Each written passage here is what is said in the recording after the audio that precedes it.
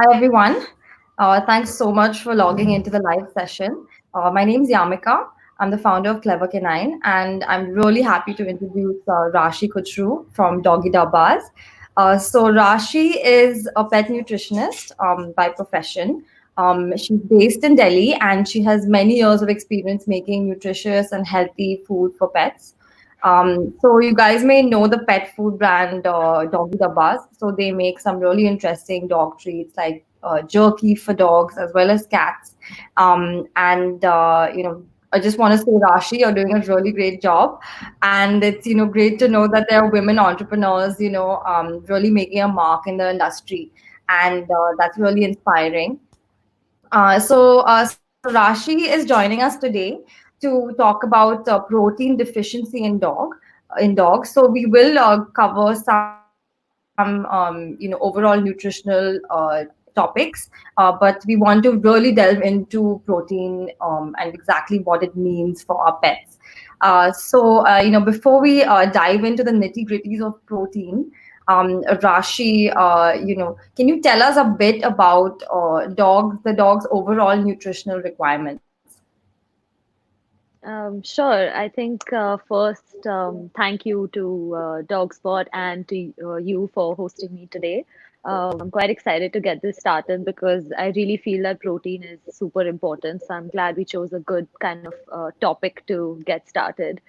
Um, when it comes to like a basic diet for a dog, there are three main things that we're going to be looking at. That is protein, fat, and carbohydrates.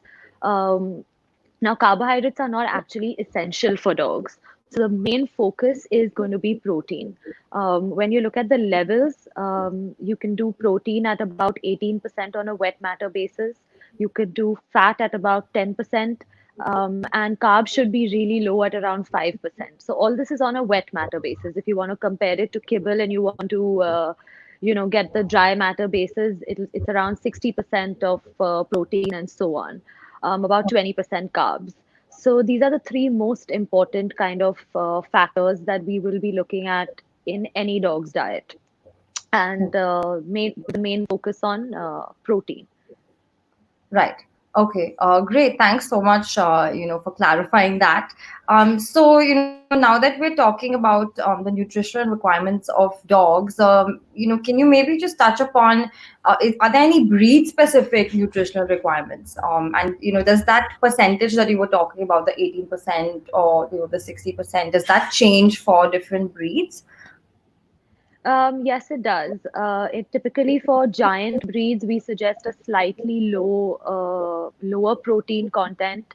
Their growth rate is extremely fast, and we also, since they're so big, when they run, the kind of energy they expend, etc. So for that reason, we change it slightly. However, we also need to remember that all dogs are essentially the same species, so no dog requires such a drastically different or low level of protein unless there's some particular kind of health issue or something like that. Okay. In Okay. general, a high protein value is what should be followed. So let's say if you're following a 60% for a Labrador, around a 50% is good enough for a giant breed, but you're not going to be drastically changing it from 60 to a 20 or something like that. Right, right. Okay, great. So now that you mentioned some health issues and how that would change. What are the health issues in which you would have to relook at the percentage of protein that you're giving your pet? I think the number one health issue is renal failure, or renal issues. Besides that, Uh-huh. there is literally no other reason to drastically reduce your pet's protein intake. Yes, there are some issues like gastrointestinal issues where you have to slightly, moderately reduce the protein levels for easier digestion, etc. Okay. But Okay. otherwise, um, keeping it at a high protein level is what is required. And if you give your dog a good quality protein based diet over the years, and you stick to the right kind of proteins as well, it's less likely that your dog will develop kidney problems. It'll happen much later on in life. So these are the kind of decisions that we need to take early on. I think Mhm. what people tend to think is either something is good or bad for a dog. Unfortunately, when it comes to nutrition, it takes years of feeding an incorrect diet for health Okay. issues to kind of pop up. So let's say now we are seeing a lot of research being done as to why there's DCM, dilated cardiomyopathy, happening in dogs on grain-free diets, etc. And I think that's because of the fact that there are many essential amino acids that are missing in certain protein sources being used versus other protein sources. And I think Mhm. that's exactly what it boils down to. And if we're careful from the beginning and we take good care over the years, then we can help prevent these kind of health issues where, because honestly, the best diet is a high protein diet for your dog. So even in a Yeah. kidney type situation, your dog's body still requires protein. It's just that their kidneys are not being able to function properly. So Okay. we should work towards providing a good diet so that we can prevent these kind of issues in the future. Okay. So it's more of a preventative approach, right? Yes, So good diet equals good health. And we know that exactly. applies to whether it's us humans or, any animal really. A good diet means you're going to have a good health. So, I just wanted to understand what are the types of proteins that usually pet dogs consume, and what's a good protein, what's a not such a good protein. So can you just talk about So the in a broad sense, we have two types of proteins, vegetarian and non-vegetarian. Now, in non-veg, there are various options: chicken, fish, mutton, beef, pork, quail, duck, turkey. Mm, There's many, many, many options. But when we come to vegetarian proteins, there's things like lentils, there's things like soy, paneer, peas, corn. Now, the problem is that as Indians, we are vegetarian. Most of yeah, us are vegetarian, and we tend to think that the same vegetarian proteins that are suitable for us are okay for our dogs as well. But that's not the case. Even a human vegetarian will face nutritional deficiencies of vitamin B12 if they sure. just stick to certain very strict vegetarian diets. Yeah. And it's the same for dogs, except they really require these essential Mm, vitamins. So try and stick to non-vegetarian proteins if you can. And we do understand that there are certain beliefs or religious beliefs or anything. For some reason, if you're uncomfortable feeding wet non-veg food, then we suggest going with a paneer based diet and then ensuring that you're topping up with non-veg food like either the jerkies or liver, some form of organ meat, so that your dog is getting enough vitamin B12 and taurine. With dogs, taurine has not been listed as essential, though I feel it should be. okay. But for cats, for example, it has been listed as essential. A single meal without the correct dosage of taurine can severely affect a cat's health. Whereas in a dog, it won't severely affect them immediately, but over time, it can cause many health issues that will be irreversible by the time it shows.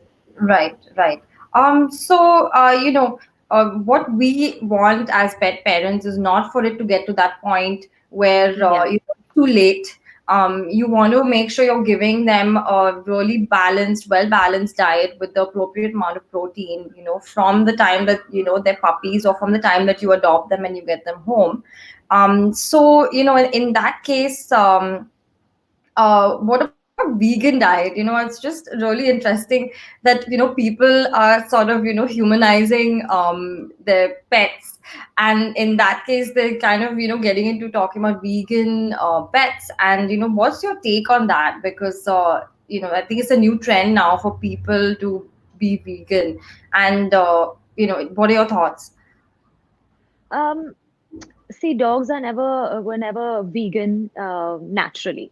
Let's Mhm. put it that way. It's like me saying I'm going to take this cow who eats grass and I'm going to now feed that cow chicken because Right, I believe in that.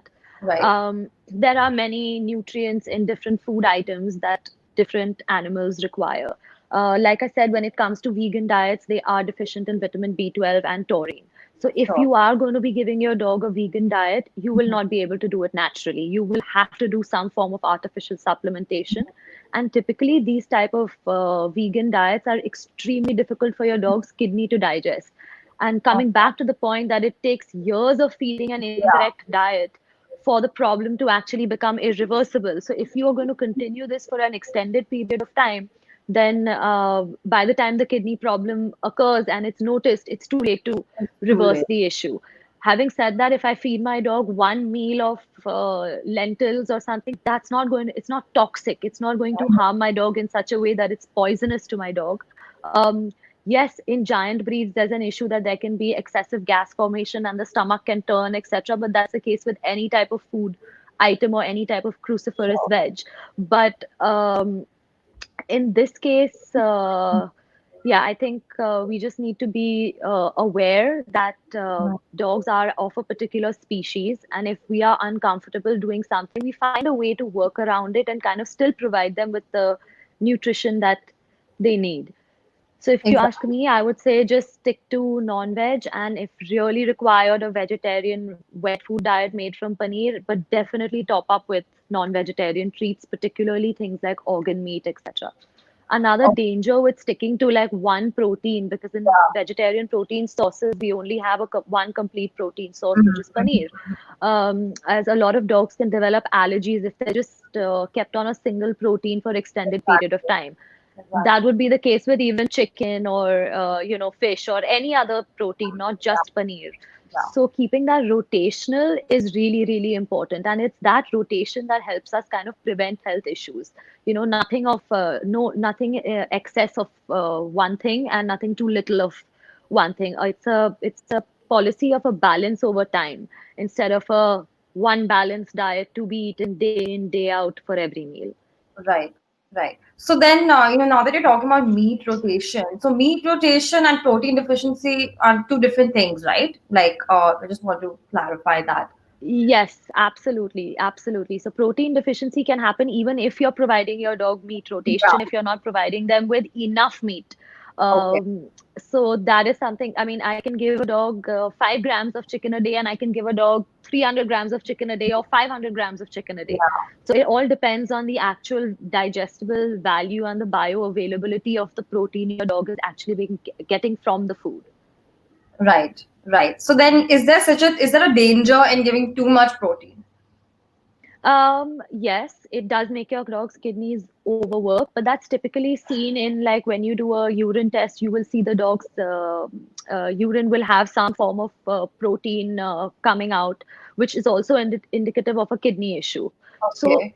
about the maximum that you should go really is about an 80%, which would come into probably the raw category. Okay. But beyond 80%, it's probably just going to be excreted out either through poop or through urine. So that's what's going to happen. Okay. Okay. Great. So, Rashi, I have a question from Aishwarya. I'm just going to post the Sure. question. She's asking, did egg also help in protein requirement? So maybe you could talk about egg. Yes. So egg is actually a completely balanced protein. It has all 22 amino acids that dogs require. Mhm. So yes, it's very good. However, again, Mhm. too much of one thing is not Yeah. good. So make Yeah. sure you limit it. Your dog should not be getting only protein from egg sources. Now the Mhm. problem is either you'll need to give your dog raw eggs, or if you're cooking the egg, then the egg white contains enzyme inhibitors, which in the long run can create protein deficiencies in your dog and protein absorption issues. So you Okay. can use egg, but don't use it as a sole form of protein. Use it as a way to bump up your dog's protein few Exactly. times a week as a snack or something like that. But don't just exclusively rely on eggs for that reason. On eggs, right? And they also say that eggs are pretty heaty in the summer. Is that true Um, in you general? know, there are conflicting kind of things on whether it's heaty or not. I have personally felt that there are many dogs who are on food from us, etc. And during the summertime, if we continue with the egg plan throughout, they start developing, a little bit of rashes on the body and all, and an immediate stoppage of the eggs is what results in it clearing up. Yeah. So I don't think that you should completely avoid it, but I Mhm. feel like if you're giving 4 eggs a week, you can drop down to 2 eggs a week and Okay. find a nice kind of balance and see what works for your dog best. Exactly, exactly. Okay, great. So I hope that answers your question, Aishwarya. Now I want to sort of talk about the different kinds of diets that people feed their dogs nowadays. So the top two are Kibble, and we also have people like now significantly more feeding their dogs fresh food cooked at home. If you could just talk about the pros and cons of kibble fed diet versus a dog that's fed on a home cooked diet, that would I think that would really be a nice topic to talk about. So I think kibble was created at the end of World War II when there was an excess of cereal for human beings, and people were not really sure what to do with so much grain, and hence pet food was created, and there was an entire lobbying um, kind of situation that went on where people were slowly switched who were giving table scraps or fresh food at the time, and they were slowly convinced that pet food is the best kind of way forward. But yes, it Right. was derived from a necessity to use up human waste. That's the first thing. And let's see what human waste that is. That's mostly carbohydrates. That's the second thing. Kibble, unfortunately, is typically high in carbohydrates. If you look Mhm. at any kibble packet, most of them will not have the carbohydrate value mentioned at all. You'll have the protein, you'll have the fat, you'll have all the ingredients mentioned, but the carbohydrate percentage will not be mentioned. That's because if they actually have to mention it, it's going to be around 60 to 70%, which is extremely high with a protein Wow. value of only 23%. I'm talking of very popular Okay. kibble brands. If you have a look at the nutritional facts, protein values will be down at Mhm. around 23% on a dry matter basis.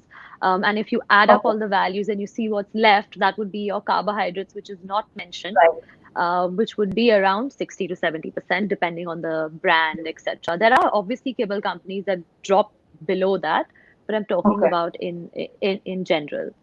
Okay. Um, also, there's a typical wet dog smell that's associated with dogs. Sometimes you'll enter someone's house and you can really smell the dog, and they'll be using the best shampoos, the best conditioners in the world, but nothing will make a difference. It's because the dog is on an incorrect diet. The dog is either is just having too much carbohydrates, and that's typically Mhm. associated with kibble. So Mhm. dogs on fresh food diets generally tend to smell better, they look more lively, they look more active. Kibble is also dry, concentrated, so it kind of dehydrates your dog. When it goes into your dog's stomach, it sucks up all the moisture from your dog's system. So you have to keep Yeah. providing more and more water for your dog's bodily organs to function properly. Fresh food is 75% moisture, so that problem doesn't occur. Typically, dogs eating fresh food will drink far less water than dogs, eating something like kibble. I Right. think a veterinarian would suggest kibble to a new puppy owner, particularly because they're so worried about getting that delicate balance right in a home cooked diet at home Okay. if you don't know what you're doing, Yeah. particularly during the growth phase. Yeah. So, if you're looking at, let's say, a dog about 2 years of age and we change their diet and I'm giving them a completely incorrect diet, it may take that dog 2 to 3 years to develop some kind of issues. But Yeah. puppies grow very fast. They have 6 to 8 Mm. months in that Mhm. phase in which they're going to be almost fully grown. And if during that time they do not get the appropriate nutrients, that can be really risky. Which is why a veterinarian will probably always suggest to clients that, for the first 6 months, give a kibble diet, and after 6 months you can start experimenting at home, because they have a very real concern as to whether you will be able to meet those requirements. A simple thing like puppies can't store vitamin A, so and vitamin A is required for proper growth. Mm. So they need to be supplemented with some form of vitamin A. Now that can be done either in the form of organ meat, if you know what you're doing, or Okay. if you don't know what you're doing, you may completely miss that at all, which would cause your dog to have a lot of incorrect growth. They might be smaller, stunted. You might be wondering what's gone wrong, saying, I'm giving an extremely high quality chicken, mutton, fish diet, but nothing's happening because there was just one nutrient or vitamin that was missing out. So if Yeah. you can do it, and if you can get in touch with a professional who can help guide you through that, then Mhm. go fresh all the way. And if you are in doubt, then I'm putting a stone on my heart and saying, don't feed your puppy kind of food that's not good for growth stage. There's enough research out there for, I mean, there's enough information out there now for people to be able to go out and make suitable diets and not rely on things like kibble. Because to be Kibble. honest, I think we know far more about human nutrition than dog nutrition, and Mhm. we don't have like a scientifically balanced one diet plan that, oh, just eat this bowl every day for breakfast, lunch, and dinner, and you'll have no nutritional deficiencies. And if we Right. don't have that for ourselves, then why do we want that as a way of life for our dogs? Yeah, exactly. And I mean, that sort of makes me think about variety, and the importance of adding Yeah, variety to your pet's food. If you're going to feed them the same thing day in, day out, 2 meals a day, I think a lot of people see the issue where their dogs just stop eating completely. yeah, And, yeah. I think that it's because of the lack of variety, but maybe you could throw some light on that. Um, it is lack of variety to a certain extent. There are many factors. In this particular weather, it could be heat as well.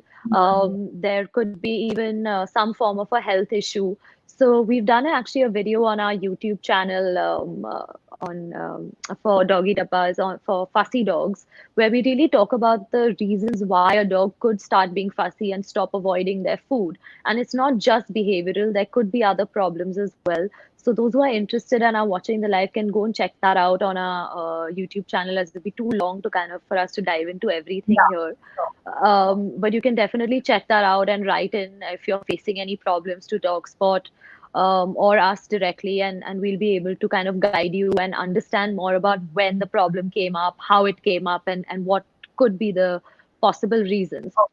Having Right. said that, if we stick to like things like a single protein like chicken, the omega balance in chicken is totally off. So even though I may be giving my dog an extremely high quality chicken based high protein diet, excessive feeding of chicken will cause an omega imbalance in my dog. I need to supplement that somehow with Yeah. omega 3 and essential fatty acids to help balance that out. So again, with nutrition, I think if you do a basic kind of mix and keep it rotational and supplement, and do 3 months a supplement, 3 months not a supplement, follow the policy of balance over time instead of I'm just going to shove everything in one bowl, and that's just not going to work in the long run. It is going to cause problems if you're just stuck in one sort of a rut. Exactly. So, actually, like, I'll just share a bit about my experience with my dog Stella. I was feeding her chicken when she was younger, when she was a pup, and then, I noticed that she was having a bit of skin issues, and so then I thought, okay, something to do with diet. So I changed her protein source to mutton, to lamb, and again now with the lamb, and she's been having for like a year.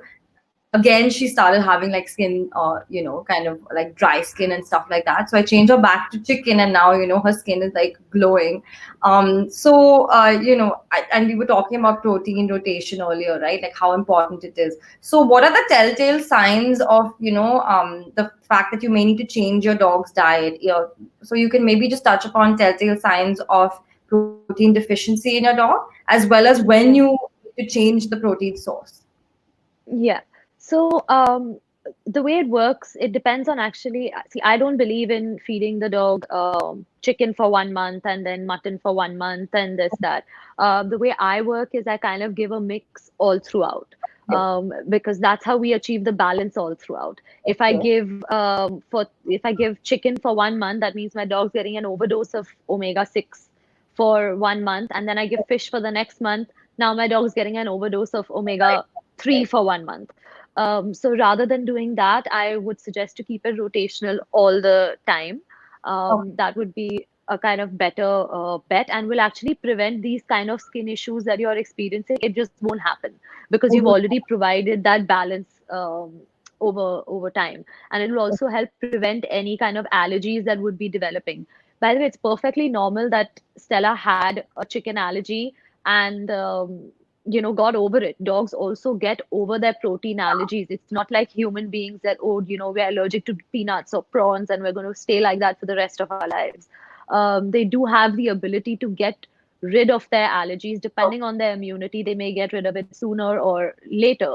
And that does work to our advantage. They do have the ability to kind of bounce back. So if you just keep it rotational all the time, that would be good. But typically, a sign that you should be wanting to change your dog's protein is exactly what you saw. Dry skin, you'll see lethargy, you'll see like a rough kind of coat. These are also signs of protein deficiency, where the dog is not getting enough protein. We get a lot of messages and calls saying, my dog is shedding a lot. Yeah. And there's a blanket kind of advice given of just put coconut oil or sardine oil or some other oil, but that may not be the only problem. Yes, essential fatty acids are required. However, we also require protein. If your dog is getting enough protein and then you supplement with essential fatty acids, that's when you see a dog where you're like, hey, what's that dog eating? And you will see those dogs. It happens to my clients who are going out where, they genuinely tell me that like people actually stop and be like, what is he eating? Because you see you see it in the Yeah. shine of their fur. It's Absolutely. it's a vast difference. You see it in the quality of their fur. It's silky Exactly. smooth. It's silky soft, and that's what we want to kind of work towards. That's what you want to achieve essentially. And I Yeah, think your dog's coat health says a lot about how healthy they are inside. absolutely. So I think that's definitely a good takeaway for everyone, something to look out for. So somebody is Jatin Arora has asked the question, I think, which is similar to what we were just talking about. He says, "Hi, ma'am. I have one question. I have a female dog. She's a Labrador. My dog is facing hair fall. Can you suggest home solutions?" So I know that it's So shedding season right now as well. But yeah. if this does continue, then maybe Rashi, you can suggest some diet changes or Yeah. something for his dog. So I think the first thing, definitely look at how much protein your dog is getting. It would be beneficial for us to know if the dog is on kibble. Typically, if the dog is on kibble, then most definitely it's because of a protein deficiency kind of diet, or on a vegetarian diet or a vegan diet of some kind. So the minute you start adding fresh proteins and a high protein, good quality, preservative free diet, you'll start to see a difference in the coat. Mhm. And you start to see a reduction in shedding as well. And that's when you can start to add in a sardine oil or a hemp oil or a coconut oil to help enhance, the health of the coat a little bit more as well. Okay, great. Yeah. So I think that should answer Jatin's question. So yeah, I think I'm just gonna maybe look at a couple of more questions. People are dropping in quite a few questions. We have Mona Lisa. She's asking something specific to, I think, the formulation of the ratio of protein requirements. So she said, how do you get to net protein in any source? Also, rather than percentage, is there a weight to gram ratio for protein requirements? So I think she's trying to So figure your out. dog, yeah, no. So when it comes to protein, it needs to be tested in a laboratory for us to be able to know the bioavailability of the particular food you are trying to give, which again comes down to why a veterinarian will probably be stressed out if you say, "Hey, I'm going to be giving my dog home cooked food at home, and I'm not using any expert, and I'm just going to be doing it Mhm. myself." So on that front, most definitely you will need to kind of get some kind of testing done if you want to be sure about how much protein your dog is getting. That's why when you see kibble companies, or even if you see companies like mine, on our food and on our treats, etc., it's clearly mentioned how much protein is there, so that you can understand how much you are feeding your dog as well and what your dog requires. But in general, there are quite a few recipes on the internet if you can find the reliable sources. And if you follow those, they should be a basic guideline for you to be able to meet your dog's protein requirements. Okay. All right. Sure. I think that should answer her question. Somebody's asking about giving their dogs rotis. So I think I think we should talk about this because a lot of, being living in India, we do give our dogs, food that's similar to our, region. So the question asked by Hussein is, we are told that dogs should not be given rotis. because they can get gastric issues. Can one give them rotis made from wheat-free flour? Flour made with almonds, moong dal, sabudana, rice, etc. I'm not sure why you would want to give your dog roti when Okay. it's not required for them. It's Mhm. boiling down to the same thing that will I take a cow and say you got to eat chicken? No, it's not part of your species. Will I take a cat and force it to eat grass? No. Um, so it just boils down to that. It's not appropriate for their species. So Mhm. that's why it should be avoided. If you want to give it now and then as, oh, I'm eating it and hey, I've just thrown a piece to my dog, there's a huge difference in that and feeding it daily. I'm also guilty of giving into my dogs just staring at me. There are times where you just can't resist and you're like, just take something small, but like stop staring at me. That's different.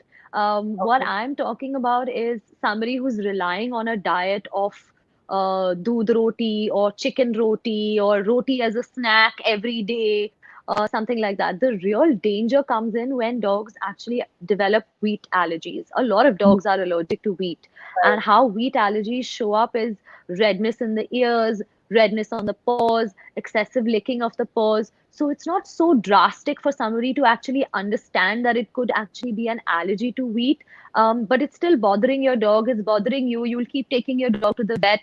They'll keep putting some ointments on your dog's feet, but the Yeah. infections will keep happening. So Right. it's boiling down to something totally different. So if you can avoid wheat completely, do that.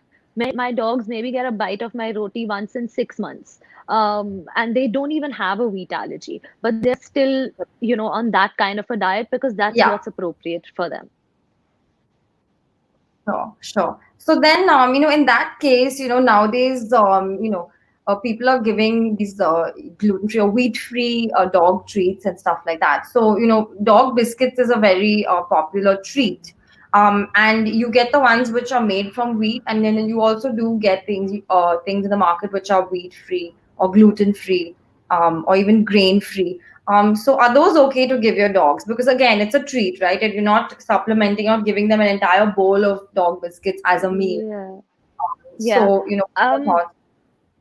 I think it depends. I would just straight away look at the carbohydrate value.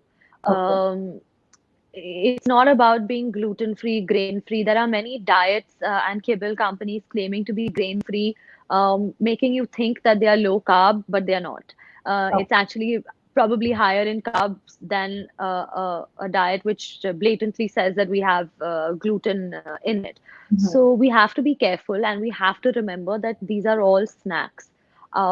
My dogs usually don't get biscuits. I think the only biscuits they've had are from you, those little fish ones. Yeah. And I think that's pretty much all. And those are also grain free, if I'm not mistaken. I think, that's what we pretty much stick to. Otherwise, I just stick to meat based treats because that's exactly what's best for them. However, if you're dealing with dogs with renal failure, you cannot Mhm. give them high protein treats. In that Right. case, these kind of biscuits would be beneficial, but then keep in mind again that it's a nutrient that your dog doesn't really need. So whatever you're giving is excess. So keep that down to an absolute minimum. If you're being suggested on the packet or on the box that listen, you can give 5 biscuits a day, give two. Yeah. Drop it down to half and stick to something very, very nominal for that reason. So keep it as minimal as possible. Really Yeah. try to focus on your dog's main meals and the nutritional, beneficiary You can of give like fruits as adding good. snacks. You can give things like fruits, eggs, as Veg. snacks, veggies, raw carrots. There's so much that you can give without the carbohydrate value, that Mhm. I would rather just leave the biscuits for us. Yeah, and definitely not Parle-G biscuits, right? Yeah, please, no Parle-G, particularly for strays. I think it's great that people are going out, particularly now, making such an effort, looking at the situation. But, Yeah. it's just a simple and humble request that in an effort to feed the hungry, let's not make their health condition worse. Yeah. By giving them biscuits like Parle G, that are so high in sugar, we're Yeah. causing very many health issues for the strays. And stray feeders are already overloaded, overburdened with work, having to give injections, spaying dogs, dealing with car accidents. It's a hard job to do. And I think as feeders now, we also need to start being responsible and feed those dogs correctly so that they stop having health issues where people have to be so worried. We see so many stray dogs with skin conditions. I Yeah. don't think anyone would have ever thought that, hey, maybe they're allergic to wheat that Yeah. we're feeding or kibble that we're feeding. The same problems that our domestic dogs face. The stray dogs are they're essentially the same species. They're going to be facing the same health issues. So let's even take that initiative to kind of feed our strays more responsibly as well and with species appropriate diets, which also builds their strength, immunity. It actually gives them a chance to survive Yeah. by giving them the nutrients that they need instead of being weak with low immunity, not enough protein, and where they're more susceptible to health issues like tick fever, and can succumb to diseases a lot faster. Exactly. That's so true. But now that we're on the topic of feeding strays, what can people do? Because a lot of the stray feeders are feeding like hundreds of dogs Yeah, at a time, and to be able to give them a high protein meal is expensive. Okay, because if you're going to do it absolutely. every day, it's not cost effective. So how do you deal with a situation like that? What can you do, and what can you feed them? So I think you do the best that you can do. Like I said, we start with whatever we can do. So if we are giving biscuits, we stop giving biscuits, and if we're giving doodh roti, we stop giving that, and we start with maybe adding eggs. Okay. That's a cheap form of protein. Even chicken, you can go to the butcher and ask for leftover chicken chunks. Mhm. Make sure that it's not just fat because usually that's what you would get Yeah. as a leftover. So make sure that's also not the case. We have also launched something at Doggy Dabbas called the Happy Stray Mix for this particular reason only because of the fact that yes, feeding a high protein diet is expensive, but how do you kind of make sure that you're finding the right balance and doing the best that you possibly can? Yeah. And it's just essentially a protein powder that's made with chicken liver, fish, blueberries, cranberries. It's really intense. It's not for domestic dogs because it's particularly for dogs who are suffering from malnutrition. It's not meant for dogs who are getting protein from different sources. It's meant for dogs who are going to be severely lacking in protein. Mhm. And let's just try and see whatever best we can do. I understand it's expensive, but whatever's in your hand, you can take care of that and kind of work towards that. Okay, yeah, that's great, and that's a really great initiative from Doggy Dabbas. So definitely you guys should go check out the protein powder. I think it's available on your website. So I Yes. think that'll be a good way to start. With adding some of that to your stray dogs' food, whether you're giving them rice or whatever. I think you can add Yeah. it to rice as well. Yeah, Uh, you to, can add it to rice, you can add it to oats, you can add it to vegetables, you can even add it to milk. The reason why milk kind of works for stray dogs and they want it more than probably a domestic dog is what happens is when strays are scavenging, they're not only dependent on stray feeders, they also will go out and scavenge. yeah, And what they end up scavenging from the garbage bins is usually bones, chicken yeah, bones, mutton bones. This is what we throw away as human waste. Those bones can cause a lot of blockages in the intestine. Milk is a laxative, right. and which is why it can work to help ease a stray dog's stomach. However, it's of zero nutritional value. So if Yeah, you're providing milk, just be sure that you're aware that your dog that you may be going to feed the dog who's hungry, but it's not going to kind of sustain or kind of get rid of the dog's hunger. yeah. It's not enough nutritiously. It's okay as a laxative, but beyond that, your dog's not going to be able to derive enough nutrition from it. Nutrition from it. Right, right. That's so true. I'm just gonna have another question here from Shweta Mishra. She says my dog is a 5-year-old lab. We give him rice, roti, green vegetables, curd, eggs, paneer, dog food as well. Dog food that has fish, chicken, eggs, all that. So do you think it's a complete diet? I think she gives a mix of Uh, like kibble and fresh food, and she wants to know whether yeah. that's Unfortunately, it's very difficult for me to say because if you're the way you've written it, just to be this thing, I mean, you've written rice, roti, green vegetables, curd, eggs, and paneer is right at the end. yeah. I'm not sure of which ingredient is number one in that list and what your dog is getting maximum of. What we need to be sure is your dog is not getting eggs every day. Your dog is getting a high protein paneer diet. That is, your dog is getting at least 60% digestible protein from that paneer. With regards to the dog food carbohydrate value should be checked. Mhm. And if overall you find that your protein value is 60% and up, then I can say that yes, you're feeding an acceptable diet. Diet. Okay, yeah. So I think it goes back to what we were talking about earlier, is that you can't really just throw things into a bowl and it Yes. just looks, colorful and nice. That it's appropriate for your dog's health. Yeah. You need to really get into the percentage of each of the ingredients that you're adding in. So, Yeah. possibly that's something that they want to look into.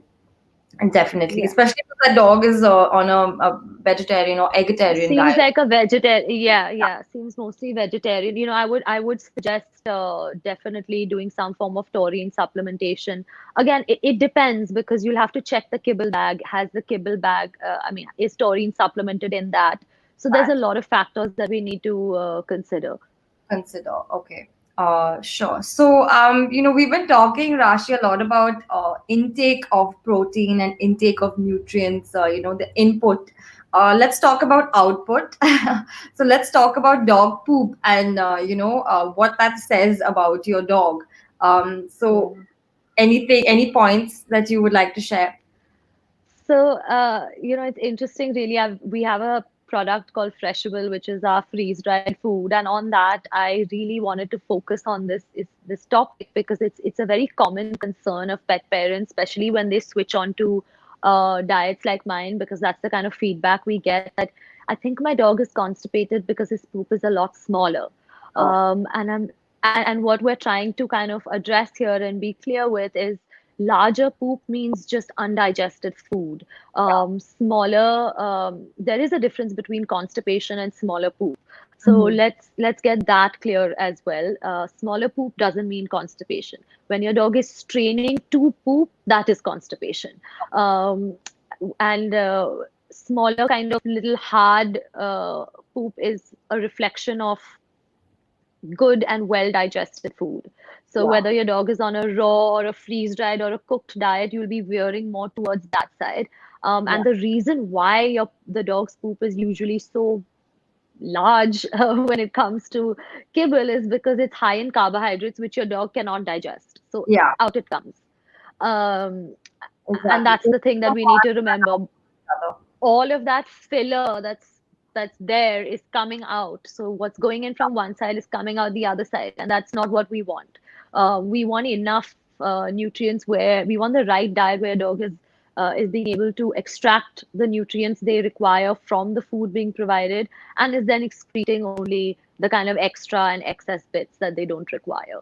Yeah, yeah. So it's And essential. dog poop changes color as well. Like, I particularly like when you're feeding a fresh food diet, if you're feeding carrot one day and beans another day and pumpkin a third day, expect some changes in your dog's Yeah. poop color. It's not Okay. unnatural, it's not normal. Mhm. It's okay. It happens to human beings if they eat beetroot. It'll happen to your dog if they're eating excessive beetroot. It could happen to the urine as well with things like beetroot and liver. So keep that in mind. Don't panic if you start seeing any of these, like a red poop sign or something. First, look into what you have been doing. Have you made any changes to the diet? And then kind of move forward and approach the vet if required. Okay, all right. Great. So I'm glad we addressed that because poop is a really good indicator of your dog's health. You know, Absolutely. um, Probably the best indicator. it is, and I've done like a lot of the pictures that I WhatsApp to my vet are pictures of my dog's poop. Like I'm like, does it look normal?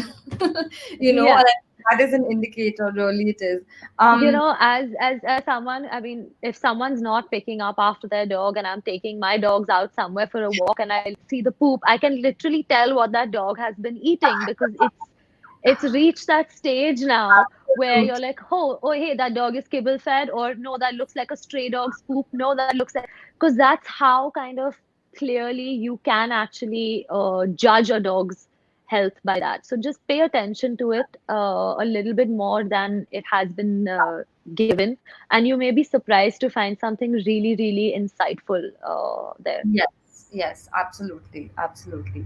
I have some questions. Somebody is asking, how does slow boiling meat help? So, do you think so let's talk a little bit about, okay, so you're giving protein to your dog.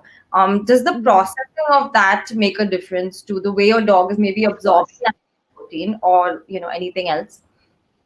Yeah, of course. And I think that's exactly the difference between kibble and fresh food, right? Kibble takes the products up to the ingredients up to such a high temperature that all the nutritional value is completely devoid.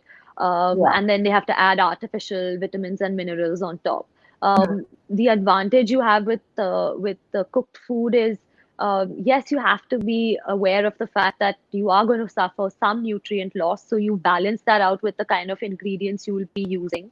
But don't just go from 0 to 100. It's how you would cook for us. Don't overcook something, lightly cook it, where you can steam it, bake it, do all these things, and that will work in your favor. Okay, all right. So I have a question for you, Rashi. So when I cook chicken for Stella, for my dog, I actually slow cook the chicken with the bones, and then once it's cooked, I remove the Yeah, bones. And because I want to really get the nutrients out of the bones, the bone marrow, and I also do feed her the yeah, cartilage. So is that okay? yeah. Yeah, absolutely. That's great. You can even give raw bone a couple of times a week. I would say maybe once or twice max. Don't overdo it. Again, Yeah, because bone can cause intestinal blockage. So make right. sure you're keeping an eye on that as well. Take the necessary precautions of freezing the bone for at least 2 weeks. Right. Because unfortunately in India, we don't have enough hygiene standards and quality control measures to be 100% certain of the quality. So we take whatever measures that we can. Just never ever give cooked bones at all of whatever animal, whether it's beef, chicken, lamb, anything. Just don't give cooked Don't give. bones and stay away from that. Yeah, yeah, exactly. I think somebody else here was asking about giving bones to their dog. I actually can't find the question, but I think he says that he gives bones to his dogs, to his lab once in a while. So basically, don't give cooked bones. If you are giving Yeah. bones, stick to uncooked, and again, you have to freeze them for a couple of weeks because you want to basically kill all of the bacteria and any kind of viruses that are in the bone marrow, right? Because I think the bone Yeah. marrow is where the viruses live, if I'm not mistaken. and Um, also the and also because of the fat, etc. So I think it's just safer to kind of go down that road. And then when you're giving your dog the bone also, if they don't finish it in one go, don't just pick it up and say, oh, and just leave it lying okay. around. It's gone, it's gone. Like, move on to your next batch, because we don't want it going everywhere in the mud and this and that, and then them continuing to eat it and decaying because it is raw. So if you leave it over a couple of days and allow them to just chew it over a couple of days, there is a danger, particularly in Indian weather, that it'll start to decay, and that's not what you want either. Yeah, and again, there's a risk of contamination in your home because if your dog is going to be eating Absolutely. or playing around with a bone that's kind of been rotting there, and then comes and sits on the Exactly. couch or something, and if you have like a pregnant woman or if you have like kids in the house, it's just really Yeah, absolutely. so Salmonella is not as bad for them as it would be for us. So that's something that we need to kind of be. It's not as risky, sorry, not bad, but it's not as big of a risk because And their saliva has certain enzymes that can counteract that, etc. Ours doesn't. So even the slightest kind of contamination can affect us. yeah, and also, it's to do with the pH of their gastric juices, right? So Correct. I think that Yeah, also does they have kill very a lot of acidic. the. Yeah. Yeah. Great. So I think I've gone over some really good questions. People are asking some interesting questions. So to go back to that, he said that he gives his dog chicken bones. So that's a no, right? Um, Cooked chicken bones is an absolute no. I give my dog, who's a golden retriever, I just found the question. Chicken Yeah. bones, is that good? I mean, it's okay if it's raw chicken neck or raw chicken feet. Beyond that, or if it's raw, it's okay. If it's not raw, it's not okay. Um, I Okay. have been seeing an upsurge of people giving cooked bones, so I'm assuming this is falling into that category. And I would say please avoid cooked bones. The reason being that when your dog crunches on them, their jaw strength is very strong. It splinters. It can, as it's going down your dog's windpipe, it can pierce your dog's, your dog's throat. It can pierce your dog's stomach. It can cause blockages as well. So it's extremely dangerous. So please don't feed any cooked bones. Okay. All right, great. I just wanted to touch upon weight loss in dogs, because I think we're seeing like obesity is becoming a very, very common, rampant issue in dogs worldwide, not only in India. So let's talk about protein for a dog that's obese, or Yeah. that trying to lose weight, because maybe it's not obese, but maybe it just has like hip dysplasia, and you just need to keep it on a slightly underweight, level. So what would you do in that case? There are kind of weight loss kibble diets, and typically it's not worked very well for most people, and that's because boiling down to the fact that it's still going to be high in carbohydrates. What your Uh-huh. dog needs for proper weight loss is high protein. We're not looking at starving your dog. We Yeah, don't want to, it's the same way if I wanted to lose weight. I'm not going to go from whatever calorie diet I am onto a extremely low calorie diet because that's going to lead to health issues and it's going to lead to the weight just coming back on later on. You have to yeah, go slow, you have to go healthy. So putting your dog on a high protein and a low fat and a low carbohydrate diet is what is going to help you um, for the first aspect, which is diet related. The second aspect is typically dogs who are overweight are already not exercising enough. So you will okay. need to work on the dog's exercise levels. You'll I need to wait for a certain amount of weight loss to kick in before you start overexerting your dog, taking your dog out, etc. We've also done some videos on what is kind of an appropriate exercise level for dogs based on their breed, again on our YouTube channel. So you Yeah, can go check that out. okay. You'll know what kind of what levels of exercise your dog should be getting, what types of exercise your dog should be getting. And weight loss is always going to be a combination of both. I don't believe in over popping the food up with fiber and making the dog feel full with things like brown rice or something. No, that's not what we're looking at. We're looking at a proper calorie controlled diet, which is still nutritious and they're not hungry. To give you an idea, a Labrador who's on a weight loss diet from Doggy Dabbas will be eating about a kg of food a day. Okay. So there is no form of reduction that we do in the quantum or quantity of food. We don't expect you to starve your dog. We expect you to just make slight changes. So Yeah. if a dog is overweight, we'd say, can you please avoid biscuits? And can you give, let's say, our chicken jerky, for example, which is a low fat and zero carbohydrate treat. So that lets me control more of what is going into your dog's system. Yeah, yeah, exactly. So, Sneha Mishra had a question. She says, "Can you suggest a weight loss diet for my dog? He eats twice a day and goes out three times a day for almost an hour, but he's still gaining weight. So clearly, Okay. she is exercising him quite a bit, but he's still not. That's actually, I don't even know if that's enough because what is it, a Labrador? I don't know what breed. Um, I'm not So sure. again, So." Yeah, so I think what it boils down to is number one, what is the breed of your dog? He eats twice a day, doesn't tell me how much carb, how much protein, or how much fat he's getting. So I don't know about that. So it'll be difficult for me to speak on that. Right. 3 times a day for almost an hour. Um, if your dog is a if your dog is a Shih Tzu, you're okay. If your dog is a Beagle or a Labrador or some other kind of little bit of a working dog category, you're far from okay. Yeah. That dog needs a lot more exercise. That dog needs 1 hour in the morning and 1 hour at Yeah. night minimum. Yeah. And I'm talking about a nice long walk. That's 2 hours of walking, plus some fetch, plus some mental stimulation games, plus, plus, Exactly. plus, plus. Yeah. So you look at all these factors, and if you feel that all these factors are appropriate, and you're ticking all the boxes there, and you're saying my dog is still not losing weight, that's when you start looking at health issues like thyroid, etc., that could be causing Okay. weight gain. Okay. Um, that is also a possibility. So there's a number of things that we'll need to look at. Right, exactly. So she says she's confirming that it's a lab.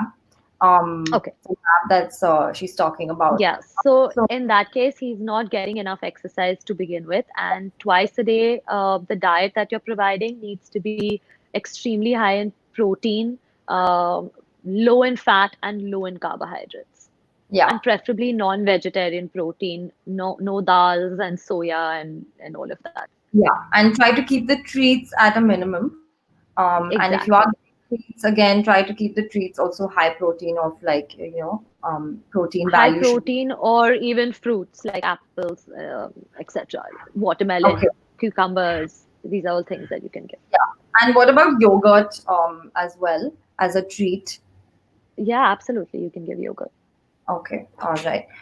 Okay, so yeah, I think you were talking about other health-related issues to do with obesity, and I think the first thing to do is if you're really tried everything and nothing's working, is to Yeah, really speak to your vet and really do some tests, do a thorough test, and find out yeah, what's going on with your dog. And I think so exactly. since we're talking about tests, what are the kind of tests that you can do? Are there any kind of tests that you can do to find out whether your dog is not getting enough protein, or Uh, any kind of nutrition? yeah.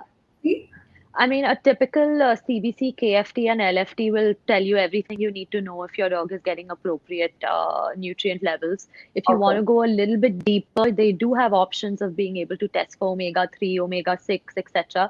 Those are a little bit more expensive when you're looking at a vitamin D. They Yeah. can be done though. So it's not that nothing can be done. You don't need to do everything, and it doesn't need to be that intense either. Start off with a basic CBC, KFT, LFT, and take it from there. That will give us a pretty clear idea of, are you in the right zone, or are you kind of digressing? We can look at the hemoglobin value. We can look at the calcium phosphorus values. We can look at the creatinine value, which tells me how much protein the dog is getting. I can look at the blood urea value, which tells me if your dog is drinking enough water. So there's a lot that we can tell from these three tests, and which is why it's probably the most common test that even a veterinarian will suggest, because it's just like a great snapshot for us to know what's happening in your dog's system right now. Even when it comes to platelets, etc., all of that can be found in these kind of tests. Okay, all right. Great. So I think that should be helpful for a lot of people. I mean, you should definitely make note of these tests, or you could speak to your vet if you're concerned, or about your pet's diet, and you really want to get into more to Yeah. understand whether your dog is really getting the diet that he or she should. So, Rashi, we're almost out of time. And I'm going to get one more question from somebody, Sure. which is again a question that I also wanted to ask you. So this question is to do with their dog eating grass or chewing grass. Um, Yeah. what are your thoughts on that? So they have said that he has a 12-year-old GSD, medium build, very active, has an issue of chewing grass. He's told that the dog has worms. Maybe that's one reason. But what should he do for that issue? And as soon as he starts eating, his appetite also decreases. So maybe you could Yeah. just talk about, because again, this is a That's very common behavior for all dogs in their lifetime. Maybe at least once they've done it, they've chewed on grass. And what does that say about um diet? My dogs have never chewed on grass. Okay. I think the first thing is that look at the fiber and look at the diet. There's Right. something affecting your dog. Dogs typically chew grass when either they require fiber or their stomach is upset. Okay. When you're saying your dog is 12 years old, my understanding would be that there would be some changes that would be required in a dog's diet at the age of 12, whether it's tweaking the protein value or tweaking the consistency of the food so that it's more easily digestible. These are kind of things that we should keep in mind when dealing with senior dogs, and we should consider that. So if your dog is eating grass, it's actually a clear sign that he's telling you that something in my digestion is not right, and something kind of needs to change in my diet plan. So Yeah. listen to that. Look at what's being given. I don't find grass eating to be a symptom of worms. That would typically be hunger. It can even go as bad as vomiting of blood and pooping of blood. So make sure you're speaking to your veterinarian about how often you need to deworm your dog. Typically, dogs who spend more time outside need to be dewormed more frequently than dogs who spend a lot less time outside. So if you have a lawn outside your home and your dog is going out there, then perhaps you'd have to deworm your dog a lot more than, let's say, you're in a Bombay apartment and the dog is going down only a couple of times Yeah. Yeah. in the day. So look at that. And at 12 years, I would suggest probably providing your dog with a slightly more easily digestible diet. Look at proteins like fish. Look at curing the food just slightly, not that oh suddenly you're giving your dog a paste, Yeah. but just kind of making the consistency a little bit easier for your dog to consume. To digest and assimilate. So yeah, Yes. I think right from puppyhood to the dog being a teenager to adult to being a senior dog, the requirements, dietary requirements are different. As right from what you're adding to the consistency. So these are things that you need to definitely think about with your pet dog. So there's so many questions coming in, Rashi, and I I would love to talk more, but we have totally run out of time, and I think we've covered whatever we can as much as we can. But in case people still do have questions and they want to reach out to you, how would they reach out to you? I mean, just drop us a message either on Facebook Messenger or Instagram DM at the Doggy Dabbas page, and we'll connect you. We'll help you through. If you're based in Delhi NCR, you can get meals from us. We're currently doing our treats pan India. So in case you're in some part of India where you're struggling to get protein and get the right kind of proteins for your dog, you can rely on treats like this to help kind of guide you through this time at least so that your dog's not going to be suffering from major protein loss during this period as well. Yeah, yeah, great. All right, sounds good. So okay, guys. So I think that's it for today. We've tried to cover whatever we can. Of course, this topic and we can really, really just go on and on, right, Rashi? There's so much to talk Absolutely. about, and hopefully we can do another session soon, and cover Absolutely. some more topics.